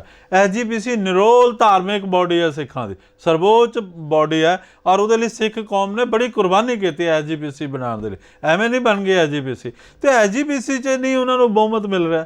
SGPC 'ਚ ਉਹਨਾਂ ਦੇ ਮੈਂਬਰ ਨਹੀਂ ਚੁਣੇ ਜਾ ਰਹੇ। ਹੁਣ ਕਿਹੜੀ 2020 ਕਰੋਗੇ? ਉਹ ਬਾਹਰ ਵਾਲੇ 2020 ਕਰਦੇ ਰਹਿਣ। ਹਿੰਦੁਸਤਾਨ ਦੇ ਅੰਦਰ ਕੋਈ 2020 ਨਹੀਂ ਹੋ ਰਿਹਾ। ਹਿੰਦੁਸਤਾਨ ਦੇ ਅੰਦਰ ਤਾਂ ਚੋਣਾਂ ਹੋ ਰਹੀਆਂ। ਹੁਣ ਹਰਿਆਣੇ 'ਚ ਚੋਣਾਂ ਹੋ ਰਹੀਆਂ, ਸਿੱਖ ਭਾਈਚਾਰਾ ਉੱਥੇ ਚੋਣ ਲੜੇਗਾ, ਆਪਣੀ ਵੋਟ ਪਾਏਗਾ, ਕੌਣ ਰੋਕ ਸਕਦਾ ਹੈ? ਸਿੱਖ ਭਾਈਚਾਰਾ ਆਪਣੇ ਬਲਬੂਤੇ 'ਚ ਕੋਈ ਵੀ ਫੈਸਲਾ ਕਰ ਸਕਦਾ। ਪੰਜਾਬ ਦੇ ਵਿੱਚ ਉਹ ਆਪਣੀ ਸਰਕਾਰ ਬਣਾਉਂਦੇ ਆ, ਪੰਥਕ ਸਰਕਾਰਾਂ ਬਣੀਆਂ, ਬਹੁਤ ਸਾਰੇ ਯਾਦਗਾਰਾਂ ਬਣਾਈਆਂ ਗਈਆਂ। ਅੱਜ ਵੀ ਜਿਹੜਾ ਗੁਰੂ ਨਾਨਕ ਦੇਵ ਜੀ ਦਾ 550ਵਾਂ ਪ੍ਰਕਾਸ਼ ਉਤਸਵ ਮਨਾਇਆ ਜਾ ਰਿਹਾ, ਸਰਕਾਰ ਵੀ ਘੁਟਨਿਆਂ ਦੇ ਬਲ ਉੱਥੇ ਹੈਗੀ। ਉੱਥੇ SGPC ਨਾਲ ਉਹ ਤਾਲਮੇਲ ਕਰਨ ਦੀ ਕੋਸ਼ਿਸ਼ ਕਰ ਰਹੇ ਵੀ ਸਾਂਝਾ ਪ੍ਰੋਗਰਾਮ ਹੋਵੇ। ਦੇਸ਼ ਦੇ ਪ੍ਰਾਈਮ ਮਿਨਿਸਟਰ ਨੂੰ, ਸਾਬਕਾ ਪ੍ਰਧਾਨ ਮੰਤਰੀ ਜੀ ਨੂੰ ਨਿਮੰਤਰਣ ਦਿੱਤਾ ਗਿਆ। ਸਾਰੀ ਦੇਸ਼ ਦੀ ਸਰਕਾਰ ਲੱਗੀ ਹੋਈ ਹੈ 550ਵਾਂ ਪ੍ਰਕਾਸ਼ ਉਤਸਵ ਦੇ ਲਈ। ਟ੍ਰੇਨਾਂ ਚਲਾਈਆਂ ਜਾ ਰਹੀਆਂ, ਵਿਸ਼ੇਸ਼ ਟ੍ਰੇਨ ਚੱਲ ਰਹੀ ਹੈ। ਜੋ ਸਹੂਲਤਾਂ ਉੱਥੇ ਭਾਈਚਾਰੇ ਨੂੰ ਚਾਹੀਦੀਆਂ ਗੁਰੂ ਨਾਨਕ ਦੇਵ ਜੀ ਦੇ ਪ੍ਰਕਾਸ਼ ਉਤਸਵ ਲਈ, ਉਹ ਦਿੱਤਾ ਜਾ ਰਿਹਾ। ਤਾਂ ਕਿਹੜੀ 2020 ਦੀ ਇੱਥੇ ਆਵਸ਼ਕਤਾ ਪੜ ਗਈ, ਕਿਹੜੀ ਜ਼ਰੂਰਤ ਪੈ ਗਈ? ਕਿਹੜਾ ਸਿੱਖ ਭਾਈਚਾਰਾ ਤਰੱਕੀ ਨਹੀਂ ਕਰ ਰਿਹਾ, ਵਿਕਾਸ ਨਹੀਂ ਕਰ ਰਿਹਾ, IAS ਨਹੀਂ ਬਣ ਰਿਹਾ, IFS ਨਹੀਂ ਬਣ ਰਿਹਾ, ਜਾਂ ਮਿਲਟਰੀ ਦਾ ਜਰਨਲ ਨਹੀਂ ਬਣ ਰਿਹਾ? ਦਲਬੀਰ ਸਿੰਘ ਸੁਹਾਗ ਵਰਗੇ ਸਿੱਖ ਭਾਈਚਾਰਾ ਜਰਨੈਲ ਰਹੇ ਹੈ, ਚੀਫ ਜਸਟਿਸ ਆ ਰਹੇ ਹੈਗੇ। ਸਿੱਖ ਪੂਰੀ ਆਪਣੀ ਆਜ਼ਾਦੀ ਔਰ ਨਿੱਘ ਮੰਨ ਰਿਹਾ। ਕੇਵਲ ਔਰ ਕੇਵਲ ਉਹ ਸਿੱਖ ਜਿਹੜੇ ਕਿ ਪਾਰਟੀਕੂਲਰ ਕਿਸੇ ਦੀ ਤਨਖਾਹ 'ਤੇ ਕੰਮ ਕਰ ਰਹੇ ਹੈਗੇ, ਫੋਰਨ ਕੰਟਰੀ 'ਚ ਬੈਠ ਕੇ ਡਾਲਰ ਗਿਣ ਰਹੇ ਹੈਗੇ, ਜਿਹੜੇ ਸਾਬਤ ਸਿੱਖੀ ਨਹੀਂ ਹੈਗੀ, ਜਿਹੜੇ ਲੋਕ ਸਾਬਤ ਸਿੱਖੀ 'ਚ ਨਹੀਂ ਹੈਗੇ, ਉਹ ਖਾਲਿਸਤਾਨ ਦੀ ਗੱਲ ਕਰਦੇ, ਉਹ ਗੁਰਬਾਣੀ ਦੀ ਗੱਲ ਕਰ ਰਹੇ। ਔਰ ਜਿਹੜੇ ਸਾਬਤ ਸਿੱਖ ਸਵਰੂਪ ਵਾਲੇ ਆ, ਉਹ ਪੂਰਾ ਗੁਰਬਾਣੀ ਦਾ ਆਪਣਾ ਭਗਤੀ ਕਰ ਰਹੇ ਆ, ਪ੍ਰਚਾਰ ਕਰ ਰਹੇ ਆ। ਤਾਂ ਅਸੀਂ ਕੀ ਗਏ ਜਿਹੜੇ ਜਿਨ੍ਹਾਂ ਨੇ ਸਿੱਖੀ ਨੂੰ ਨਹੀਂ ਸਮਝਿਆ, ਜਿਨ੍ਹਾਂ ਦੇ ਸਿਰ 'ਤੇ ਬਾਲ ਹੀ ਨਹੀਂ ਹੈਗੇ, ਉਹ ਸਾਨੂੰ ਪੰਜਾਬ ਵਾਲਿਆਂ ਨੂੰ, ਲੋਕਾਂ ਨੂੰ ਦੱਸਣਗੇ ਵੀ 2020 ਕਰੋ ਤੇ ਇੱਥੇ ਸਿੱਖੀ ਖਤਰੇ 'ਚ ਪੈ ਗਈ ਹੈਗੀ। ਸਿੱਖੀ ਕਿਹੜੇ ਖਤਰੇ 'ਚ ਪਈ ਹੈ? ਜੇ ਉੱਥੇ ਗੁਰੂ ਗੋਬਿੰਦ ਸਿੰਘ ਜੀ ਦਾ ਦਿਹਾੜਾ ਮਨਾਇਆ ਗਿਆ ਪਟਨਾ ਦੇ ਅੰਦਰ, ਇੱਕ ਹਿੰਦੂ ਮੁੱਖ ਮੰਤਰੀ ਨੇ, ਨਿਤੀਸ਼ ਕੁਮਾਰ ਨੇ ਉਹ ਉਪਰਾਲੇ ਕਰ ਦਿੱਤੇ ਕਿ ਸਾਡੇ ਸਿੱਖ ਭਾਈਚਾਰੇ ਨੇ ਕਿਹਾ ਵੀ SGPC ਵੀ ਐਸਾ ਕੰਮ ਨਹੀਂ ਕਰ ਸਕਦੇ। ਉਹਦੇ ਤਰਜ਼ ਤੇ ਹੀ ਤਾਂ ਟੈਂਟ ਸਿਟੀ ਬਣ ਰਹੀ ਹੈ ਹੁਣ, ਜਿਹੜੀ ਸੁਲਤਾਨਪੁਰ ਲੋਧੀ ਬਣ ਰਹੀ ਹੈ। ਹਰ ਸਿੱਖ ਨੇ, ਚਾਹੇ ਫੋਰਨ ਦਾ ਸਿੱਖ ਸੀ, ਚਾਹੇ ਹਿੰਦੁਸਤਾਨ ਦਾ ਸਿੱਖ ਸੀ, ਜੇ ਉਹ ਪਟਨਾ ਸਾਹਿਬ ਗਿਆ, ਉਹਨੇ ਤਾਰੀਫ ਕੀਤੀ, ਤਾਰੀਫ ਦੇ ਪੁੱਲ ਬਣਤੇ।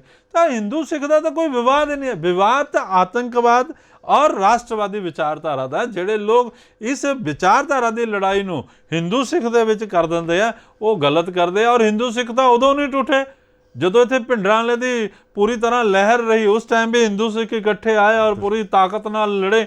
ਔਰ ਤੁਸੀਂ ਦੇਖਿਆ ਹੋਏਗਾ ਕਦੇ ਹਿੰਦੂ ਸਿੱਖਾਂ ਦੇ ਵਿੱਚ ਕੋਈ ਬੜੇ ਪੈਮਾਨੇ 'ਤੇ ਦੰਗਾ ਨਹੀਂ ਹੋਇਆ, ਕਿਉਂਕਿ ਹਿੰਦੂ ਸਿੱਖਾਂ ਦੇ ਵਿੱਚ ਆਪਸ 'ਚ 9 ਮਾਸ ਦਾ ਰਿਸ਼ਤਾ ਹੈ ਔਰ ਉਹਨਾਂ ਦੇ ਸ਼ਾਦੀ, ਵਿਆਹ, ਮਰਨਾ, ਜੀਣਾ ਇਕੱਠਾ ਹੈ। ਤਾਂ ਇਸ ਕਰਕੇ ਉਹ ਜਿਹੜੇ ਲੋਕ ਸੋਚਦੇ ਉਹ ਇੱਥੇ ਸਾਬਤ ਨਹੀਂ ਹੁੰਦਾ, ਇੱਥੇ ਚੱਲਦਾ ਨਹੀਂ। ਇਸੇ ਤਰ੍ਹਾਂ ਹੀ ਜਿਹੜਾ ਦਿੱਲੀ ਦੇ ਵਿੱਚ ਜਿਹੜੇ ਦੰਗੇ ਹੋਏ ਆ, ਉਹਦੇ ਵਿੱਚ ਬੜਾ ਜਿਹੜਾ ਸਿੱਖੀ ਦਾ ਘਾਣ ਕੀਤਾ ਗਿਆ, ਸਿੱਖਾਂ ਦਾ ਨੁਕਸਾਨ ਵੀ ਹੋਇਆ। ਉਹਨਾਂ ਨੂੰ ਸਜ਼ਾਵਾਂ ਦੇਣ ਵਾਸਤੇ, ਉਹਨਾਂ ਦੋਸ਼ੀਆਂ ਨੂੰ ਸਜ਼ਾਵਾਂ ਦੇਣ ਵਾਸਤੇ, ਉਹਦੇ ਵਾਸਤੇ ਜਿਹੜਾ ਰਾਸ਼ਟਰੀ ਜਿਹੜੀ ਸ਼ਿਵ ਸੈਨਾ ਹਿੰਦੁਸਤਾਨ ਦੀ ਤੁਸੀਂ ਇੱਕ ਵਿਚਾਰਧਾਰਾ ਸਪਸ਼ਟ ਸਮਝ ਲਓ। ਉਦਾਹਰਨ ਹੈ ਕਿ ਜਦੋਂ ਇੰਦਰਾ ਗਾਂਧੀ ਦਾ ਕਤਲ ਹੋਇਆ, ਉਦੋਂ ਜਿਹੜੇ ਸ਼ਿਵ ਸੈਨਾ ਦੇ ਮੁਖੀ ਸੀਗੇ, ਹਾਲਾਂਕਿ ਸਾਡੀ ਸ਼ਿਵ ਸੈਨਾ ਔਰ ਉਹਨਾਂ ਦੀ ਸ਼ਿਵ ਸੈਨਾ ਦੋਨੋਂ ਅਲੱਗ ਹੋ ਗਈਆਂ, ਲੇਕਿਨ ਇੱਕ ਟਾਈਮ 'ਚ ਸ਼ਿਵ ਸੈਨਾ ਇਕੱਠੀ ਸੀ। ਔਰ ਉਸ ਇਕੱਠੀ ਸ਼ਿਵ ਸੈਨਾ ਦੇ ਮੁਖੀ ਬਾਲਾ ਸਾਹਿਬ ਠਾਕਰੇ ਨੇ ਕਿਹਾ ਕਿ 2 ਸਿੱਖਾਂ ਦੀ ਗਲਤੀ ਦੀ ਸਜ਼ਾ ਪੂਰੀ ਕੌਮ ਨੂੰ ਨਹੀਂ ਮਿਲਣੀ ਚਾਹੀਦੀ। ਔਰ ਜਿੱਥੇ ਬੰਬਈ 'ਚ ਸ਼ਿਵ ਸੈਨਾ ਦਾ ਸਭ ਤੋਂ ਜ਼ਿਆਦਾ ਜ਼ੋਰ ਰਿਹਾ, ਉੱਥੇ ਇੱਕ ਵੀ ਸਿੱਖ ਦਾ ਕਤਲ ਨਹੀਂ ਹੋਇਆ, ਇੱਕ ਵੀ ਸਿੱਖ ਦੇ ਕੇਸਾਂ ਦੀ ਬੇਅਦਬੀ ਨਹੀਂ ਹੋਈ, ਇੱਕ ਵੀ ਸਿੱਖ ਦੇ ਕਿਸੇ ਸਰੂਪ ਨਾਲ ਕੋਈ ਛੇੜਛਾੜ ਨਹੀਂ ਹੋਇਆ। ਬੰਬਈ ਔਰ ਮਹਾਰਾਸ਼ਟਰ ਦੇ ਵਿੱਚ ਬਿਲਕੁਲ ਹੀ ਸਿੱਖ ਸੇਫ ਰਹੇ। ਨਹੀਂ ਦੇਖੋ, ਬੰਬਈ ਜਿੱਥੇ ਸ਼ਿਵ ਸੈਨਾ ਦਾ ਜ਼ੋਰ ਰਿਹਾ, ਉੱਥੇ ਇਸ ਤਰ੍ਹਾਂ ਦੀ ਕੋਈ ਸੋਚ ਡਿਵੈਲਪ ਨਹੀਂ ਹੋਈ। ਫਿਰ ਆਪਾਂ ਦਿੱਲੀ ਆ ਜਾਈਏ। ਦਿੱਲੀ ਜੋ ਕੁਛ ਵੀ ਹੋਇਆ, ਹਿੰਦੂ ਜਥੇਬੰਦੀਆਂ ਜਿੰਨੀਆਂ ਵੀ ਹਨ, ਚਾਹੇ RSS ਹੈ, ਬਜਰੰਗ ਦਲ ਹੈ, ਵਿਸ਼ਵ ਹਿੰਦੂ ਪ੍ਰੀਸ਼ਦ ਹੈ, ਸ਼ਿਵ ਸੈਨਾ, ਉਹਨਾਂ ਨੇ ਕਰੜੀ ਨਿੰਦਾ ਕੀਤੀ। ਔਰ ਹਿੰਦੂਆਂ ਦੀ ਬਹੁਮਤ ਨਾਲ ਬਣੀ ਹੋਈ ਸਰਕਾਰ, BJP ਦੀ ਸਰਕਾਰ ਨੇ, ਨਰਿੰਦਰ ਮੋਦੀ ਦੀ ਸਰਕਾਰ ਨੇ, ਉਹ ਸਾਰੀਆਂ ਫਾਈਲਾਂ ਖੋਲ੍ਹਤੀਆਂ ਜਿਹੜੀਆਂ ਫਾਈਲਾਂ ਬੰਦ ਹੋ ਗਈਆਂ ਸੀਗੀਆਂ। ਉਹਦੇ 'ਚ ਕੇਸ ਦਰਜ ਹੋ ਗਏ, ਕਈ ਲੋਕ ਦੁਬਾਰਾ ਜੇਲ੍ਹ ਗਏ, ਸੱਜਣ ਕੁਮਾਰ ਵਰਗਿਆਂ ਨੂੰ ਦੁਬਾਰਾ ਜੇਲ੍ਹ ਭੇਜਿਆ ਗਿਆ। ਅਤੇ ਇਹ ਜਿਹੜੀ ਹਿੰਦੂ ਦੇ ਉੱਤੇ ਤੋਹਮਤ ਲਗਾਈ ਜਾ ਰਹੀ ਹੈ ਕਿ ਇਹ ਸਿੱਖੀ ਦਾ ਜਿਹੜਾ ਘਾਣ ਹੋਇਆ, ਨਸਲ ਕੁਸ਼ੀ ਹੋਈ, ਹਿੰਦੂਆਂ ਦੀ ਵਜ੍ਹਾ ਕਰਕੇ ਨਹੀਂ ਹੋਈ। ਉਹ ਕੁਛ ਲੋਕ ਅਲੱਗ ਸੀਗੇ, ਸ਼ਰਾਰਤੀ ਲੋਕ ਸੀਗੇ। ਤੁਸੀਂ ਅੱਜ ਵੀ ਦਿੱਲੀ ਦੰਗਿਆਂ ਦੀ ਜਾਂਚ ਕਮਿਸ਼ਨ ਦੀ ਰਿਪੋਰਟ ਪੜ੍ਹੋਗੇ, ਉੱਥੇ ਕਿੱਥੇ ਨਹੀਂ ਲਿਖਿਆ ਕਿ RSS ਵਾਲਿਆਂ ਨੇ ਜਲਾਤਾ, ਉੱਥੇ ਕਿੱਥੇ ਨਹੀਂ ਲਿਖਿਆ ਕਿ ਬਜਰੰਗ ਦਲ ਵਾਲੇ ਹਿੱਸੇਦਾਰ ਸੀ। ਹਾਂ, ਇਹ ਜ਼ਰੂਰ ਲਿਖਿਆ ਕਿ ਹਿੰਦੂਆਂ ਨੇ ਆਪਣੇ ਪੜੋਸੀ ਸਿੱਖਾਂ ਨੂੰ ਆਪਣੇ ਘਰਾਂ ਦੇ ਵਿੱਚ ਪਨਾਹ ਦਿੱਤੀ, ਆਪਣੇ ਘਰਾਂ ਦੇ ਵਿੱਚ ਉਹਨਾਂ ਨੂੰ ਰੱਖਿਆ। ਕਈ ਹਿੰਦੂ ਭੀੜ ਦੇ ਸਾਹਮਣੇ ਆ ਗਏ ਕਿ ਨਹੀਂ, ਇਹ ਸਾਡੇ ਭਾਈਚਾਰੇ ਨਾਲ ਸੰਬੰਧਿਤ ਹੈ, ਅਸੀਂ ਇਹ ਤੁਹਾਡੇ ਹਵਾਲੇ ਨਹੀਂ ਕਰ ਸਕਦੇ। ਇਸੇ ਤਰ੍ਹਾਂ ਪੰਜਾਬ 'ਚ ਵੀ ਅੱਤਵਾਦ ਦੇ ਜ਼ਮਾਨੇ ਦੇ ਵਿੱਚ ਵੀ ਕਈ ਪਿੰਡਾਂ ਦੇ ਵਿੱਚ ਸਿੱਖਾਂ ਨੇ ਹਿੰਦੂਆਂ ਨੂੰ ਪਨਾਹ ਦਿੱਤੀ। ਕਈ ਜਗ੍ਹਾ ਸਿੱਖ ਜਿਹੜੇ ਰਫਲਾਂ ਲੈ ਕੇ ਬੰਦੂਕ ਲੈ ਕੇ ਹਿੰਦੂਆਂ ਦੀ ਸੁਰੱਖਿਆ ਦੇ ਲਈ ਸਾਹਮਣੇ ਆਏ। ਤਾਂ ਇਹ ਜਿਹੜੀਆਂ ਕੋਈ ਤਾਕਤਾਂ 2020 ਦੇ ਨਾਮ ਦੇ ਉੱਤੇ, ਬਲਵੰਤ ਸਿੰਘ ਰਾਜੋਆਣਾ ਦੇ ਨਾਮ ਦੇ ਉੱਤੇ ਜਾਂ ਖਾਲਿਸਤਾਨ ਦੇ ਨਾਮ ਦੇ ਉੱਤੇ ਇਹ ਜਿਹੜਾ ਕੁਝ ਕਹਿ ਰਹੇ ਕਿ ਹਿੰਦੂ ਸਿੱਖਾਂ 'ਚ ਬੜਾ ਨਫ਼ਰਤ ਆ ਗਿਆ, ਜ਼ਹਿਰ ਆ ਗਿਆ, ਇਹ ਕੇਵਲ ਔਰ ਕੇਵਲ ਆਪਣਾ ਵਪਾਰ, ਆਪਣਾ ਬਿਜ਼ਨਸ ਚਲਾਉਣਾ ਚਾਹੁੰਦੇ ਆ। ਅਸੀਂ ਪੁੱਛਣਾ ਚਾਹੁੰਦੇ ਹਾਂ ਕਿ ਜਦੋਂ ਪੂਰੀ ਸਿੱਖ ਕੌਮ ਜਿਹੜੀ ਸੀ ਅੱਤਵਾਦ ਦੇ ਦਿਨਾਂ ਦੇ ਵਿੱਚ ਘਾਣ ਹੋ ਰਿਹਾ ਸੀਗਾ, ਤਾਂ ਜਿਹੜੇ ਬੜੇ ਲੀਡਰ ਸੀਗੇ, ਜਿਹੜੇ ਪੰਥਕ ਲੀਡਰ ਸੀ, ਉਹਨਾਂ ਦੇ ਬੱਚੇ ਤਾਂ ਅਮਰੀਕਾ 'ਚ ਪੜ੍ਹ ਰਹੇ ਸੀਗੇ, ਉਹਨਾਂ ਦੇ ਬੱਚੇ ਤਾਂ ਇੰਗਲੈਂਡ 'ਚ ਆਜ਼ਾਦੀਆਂ ਦਾ ਨਿੱਘ ਮਾਣ ਰਹੇ ਸੀ। ਤਾਂ ਇੱਥੇ ਸਾਰੀ ਮਾਰ ਜਿਹੜੀ ਪੈ ਰਹੀ ਸੀ ਅੱਤਵਾਦ ਦੇ ਨਾਮ ਦੇ ਉੱਤੇ, ਉਹ ਜਾਂ ਸਿੱਖ ਨੌਜਵਾਨਾਂ ਤੇ ਹਿੰਦੂ ਨੌਜਵਾਨਾਂ ਤੇ ਪੈ ਰਹੀ ਸੀ। ਕੋਈ ਹਿੰਦੂ ਨੌਜਵਾਨ ਗੋਲੀ ਦਾ ਸ਼ਿਕਾਰ ਹੋ ਰਿਹਾ ਸੀ, ਕੋਈ ਸਿੱਖ ਨੌਜਵਾਨ ਪੁਲਿਸ ਦੀ ਗੋਲੀ ਦਾ ਸ਼ਿਕਾਰ ਹੋ ਰਿਹਾ ਸੀ। CRPF ਦਾ ਖਰਚਾ ਸਾਡੇ ਸਿਰ ਤੇ ਪੈ ਰਿਹਾ ਸੀਗਾ। ਸਾਡਾ ਵਿਕਾਸ ਨਹੀਂ ਹੋਇਆ। ਅੱਜ ਵੀ ਜਲੰਧਰ ਤੋਂ ਤੁਸੀਂ ਅੰਮ੍ਰਿਤਸਰ ਨੂੰ ਜਾਓ, ਜ਼ਮੀਨਾਂ ਖਾਲੀਆਂ ਪਈਆਂ, ਕੋਈ ਵਪਾਰਿਕ ਕੇਂਦਰ ਨਹੀਂ ਬਣ ਰਹੇ। ਮਾੜਾ ਜਿਹਾ ਕੋਈ ਸ਼ਾਂਤੀ ਹੁੰਦੀ ਹੈ, ਜਦ ਵਿਚਾਰਧਾਰਾ ਦਾ ਰੌਲਾ ਪੈਂਦਾ, ਖਾਲਿਸਤਾਨ ਦਾ ਰੌਲਾ ਪੈਂਦਾ, ਉਹ 1000 ਕਰੋੜ ਰੁਪਏ ਲਾਉਣ ਵਾਲਾ, 5000 ਕਰੋੜ ਲਾਉਣ ਵਾਲਾ ਗੁੜਗਾਂਵ ਚਲਾ ਜਾਂਦਾ, ਬੱਦੀ 'ਚ ਚਲਾ ਜਾਂਦਾ। ਅਤੇ ਸਾਡੇ ਨੌਜਵਾਨ ਇੱਥੇ ਬੇਰੁਜ਼ਗਾਰ ਹੋ ਰਹੇ, ਜਾਂ ਤਾਂ ਫੌਰਨ ਜਾ ਰਹੇ ਆ ਜਾਂ ਨਸ਼ਿਆਂ ਦਾ ਸ਼ਿਕਾਰ ਹੋ ਰਹੇ। ਅਤੇ ਇਹ ਚੀਜ਼ਾਂ ਦੇ ਖਿਲਾਫ ਸ਼ਿਵ ਸੈਨਾ ਹਿੰਦੁਸਤਾਨ ਦੀ ਇੱਕ ਸੋਚ ਹੈ। ਅਸੀਂ ਪੰਜਾਬ ਦੇ, ਪੰਜਾਬੀਅਤ ਦੇ ਅਸੀਂ ਵੀ ਦਾਅਵੇਦਾਰ ਹਾਂ, ਰਾਖੀ ਕਰਨ ਵਾਲੇ 'ਚ ਹਾਂ। ਕੋਈ ਜੇ ਪਾਣੀ ਦੀ ਗੱਲ ਹੋਏਗੀ ਤਾਂ ਕੇਵਲ ਸਿੱਖ ਕਿਸਾਨ ਦੇ ਖੇਤਾਂ 'ਚ ਪਾਣੀ ਨਹੀਂ ਜਾਏਗਾ, ਹਿੰਦੂ ਕਿਸਾਨਾਂ ਦੇ ਖੇਤ 'ਚ ਪਾਣੀ ਜਾਏਗਾ। ਜੇ ਇੰਡਸਟਰੀ ਪੰਜਾਬ 'ਚ ਆਏਗੀ ਸ਼ਾਂਤੀ ਔਰ ਭਾਈਚਾਰੇ ਦੇ ਟਾਈਮ, ਤਾਂ ਸਾਰਾ ਭਾਈਚਾਰਾ ਜਿਹੜਾ ਉੱਥੇ ਰੁਜ਼ਗਾਰ ਪ੍ਰਾਪਤ ਕਰੇਗਾ। ਅਤੇ ਅਸੀਂ ਜਿਹੜਾ ਬੋਲਦੇ ਹਾਂ ਉਹ ਕੇਵਲ ਔਰ ਕੇਵਲ ਆਤੰਕਵਾਦ ਦੇ ਖਿਲਾਫ, ਚਾਹੇ ਉਹ ਲਸ਼ਕਰੇ ਤੋਇਬਾ ਹੋਵੇ, ਚਾਹੇ ਉਹ ਜੈਸੇ ਮੁਹੰਮਦ ਹੋਵੇ, ਚਾਹੇ ਉਹ ਪੰਜਾਬ ਦੇ ਖਾਲਿਸਤਾਨੀ ਤਾਕਤਾਂ ਹੋਣ। ਪਰ ਜਦੋਂ ਅਸੀਂ ਖਾਲਿਸਤਾਨੀ ਤਾਕਤਾਂ ਦੀ ਗੱਲ ਕਰਦੇ ਹਾਂ, ਕੁਝ ਲੋਕ ਇਹਨਾਂ ਨਾਲ ਸਿੱਖ ਨਾਲ ਜੋੜ ਲੈਂਦੇ ਆ। ਖਾਲਿਸਤਾਨੀ ਤਾਕਤਾਂ, ਆਤੰਕਵਾਦੀ ਔਰ ਸਿੱਖ ਦੋਨੋਂ ਅਲੱਗ-ਅਲੱਗ ਚੀਜ਼ਾਂ, ਦੋਨੋਂ ਇੱਕ-ਮਿਕ ਨਹੀਂ ਹੈ। ਇਹ ਇੱਕ-ਮਿਕ ਕਰਕੇ ਗਲਤ ਇਤਿਹਾਸ ਬਣਾਇਆ ਜਾਂਦਾ। ਸੋ ਇਹ ਸਨ ਪਵਨ ਗੁਪਤਾ ਜੀ, ਜੋ ਕਿ ਰਾਸ਼ਟਰੀ ਅਧਿਕਸ਼ ਸ਼ਿਵ ਸੈਨਾ ਹਿੰਦੁਸਤਾਨ। ਇਹਨਾਂ ਨੇ ਬੜੇ ਹੀ ਵਿਵਾਕ ਤਰੀਕੇ ਨਾਲ ਸਾਡੇ ਨਾਲ ਗੱਲਬਾਤ ਕੀਤੀ ਅਤੇ ਇਹਨਾਂ ਨੇ ਖੁੱਲ੍ਹੇ ਤਰੀਕੇ ਨਾਲ ਦੱਸਿਆ ਕਿ ਜਿਹੜੇ ਪੰਜਾਬ ਦੇ ਵਿੱਚ ਹਿੰਦੂ ਸਿੱਖ ਏਕਤਾ ਹੈ ਉਹ ਪੂਰੀ ਤਰ੍ਹਾਂ ਨਾਲ ਬਰਕਰਾਰ ਹੈ। ਹਿੰਦੂ ਸਿੱਖ ਏਕਤਾ ਨੂੰ ਕੋਈ ਖਤਰਾ ਨਹੀਂ ਹੈ। ਉਹ ਰਲ ਮਿਲ ਕੇ ਭਾਈਚਾਰਕ ਸਾਂਝ ਦੇ ਨਾਲ ਅਸੀਂ ਇੱਥੇ ਰਹਿਣਾ ਚਾਹੁੰਦੇ ਹਾਂ, ਸ਼ਾਂਤੀ ਚਾਹੁੰਦੇ ਹਾਂ, ਅਮਨ ਚਾਹੁੰਦੇ ਹਾਂ। ਸ਼ਿਵ ਸੈਨਾ ਹਿੰਦੁਸਤਾਨ ਦਾ ਵੀ ਇਹੀ ਮੋਟੋ ਆ। ਪੰਜਾਬ ਦੇ ਲੋਕ ਵੀ ਇੱਥੇ ਸ਼ਾਂਤੀ ਚਾਹੁੰਦੇ ਆ, ਜੋ ਸ਼ਾਂਤੀ ਨੂੰ ਪਿਆਰ ਕਰਦੇ ਆ, ਖੁਸ਼ਹਾਲੀ ਚਾਹੁੰਦੇ ਆ, ਤਰੱਕੀ ਚਾਹੁੰਦੇ ਆ। ਸੋ ਬਹੁਤ ਬਹੁਤ ਧੰਨਵਾਦ। ਅਗਲੇ ਹਫ਼ਤੇ, ਅਗਲੇ ਸਮੇਂ ਫਿਰ ਇੱਕ ਨਵੀਂ ਸ਼ਖਸੀਅਤ ਨੂੰ ਤੁਹਾਡੇ ਸਾਹਮਣੇ ਲੈ ਕੇ ਆਵਾਂਗੇ। ਧੰਨਵਾਦ। ਨਮਸਕਾਰ।